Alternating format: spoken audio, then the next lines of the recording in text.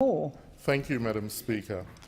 Faced with increasing competition from countries in our region and the export opportunities provided by free trade agreements, a more efficient private sector will be the key to economic growth and prosperity for our nation. Currently, the cost of compliance with government legislation and regulation continues to be a major impediment for business across Australia.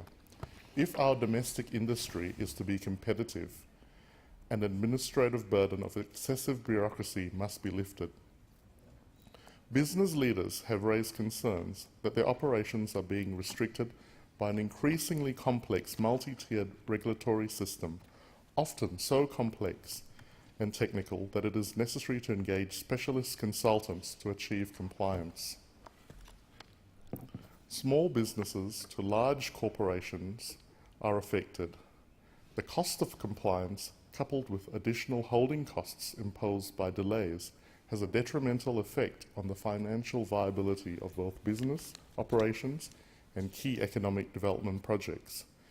In response to feedback from the business community, the Coalition Government has introduced legislation during the current sitting of Parliament to repeal approximately 10,000 items of legislation and regulations, equating to some 50,000 pages of text removed from the statute books. The repeals are wide-ranging across all ministerial portfolios, including the departments of the Attorney-General, Civil Aviation, Defence, Education, Employment, Environment, Finance, Foreign Affairs and Trade, Health, Immigration and Border Protection, Infrastructure and Regional Development, Social Services and Veterans Affairs.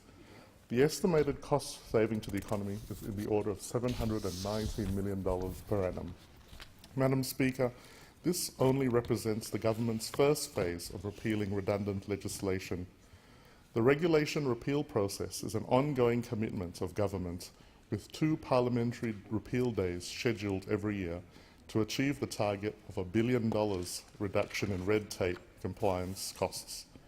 Members of the public are encouraged to make submissions, specifically identifying areas where repeal and reform is warranted, via the Australian Government's online deregulation resource, the www.cuttingredtape.gov.au website.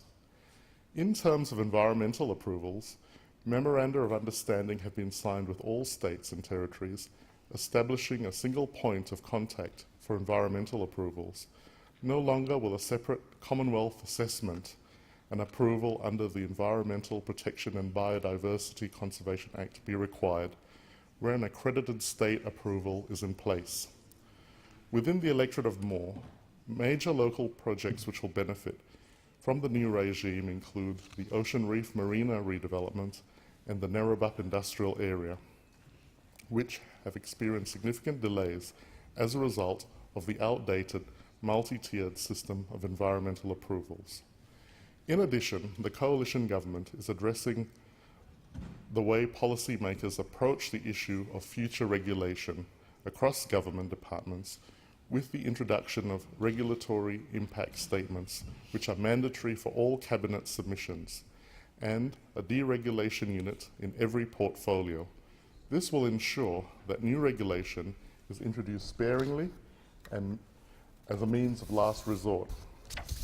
Deregulation will help ensure that the Australian economy is able to compete on a level playing field with emerging economies in our region.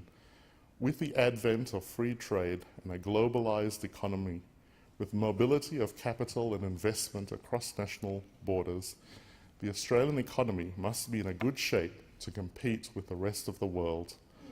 The electors of Moore in my home state of Western Australia know that only a coalition government, matched by a strong team of senators, will deliver economic results for all Australians.